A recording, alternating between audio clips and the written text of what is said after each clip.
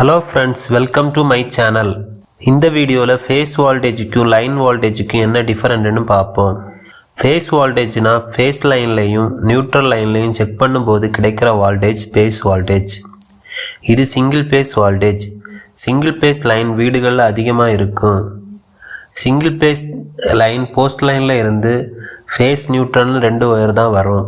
அந்த 2 ஒயர்லையும் செக் பண்ணும்போது 220 to 240 வோல்டேஜ்குள்ளாடி கிடைக்கும். லைன் வோல்டேஜ்னா 3 ஃபேஸ் லைனில் தான் செக் பண்ண முடியும். ஒரு ஃபேஸுக்கும் இன்னொரு ஃபேஸுக்கும் நடுவில் செக் பண்ணுறது லைன் வோல்டேஜ். செக் பண்ணால் கிடைக்கிறது 380 வோல்டேஜிலிருந்து 415 வோல்டேஜ்குள்ளாடி கிடைக்கும்.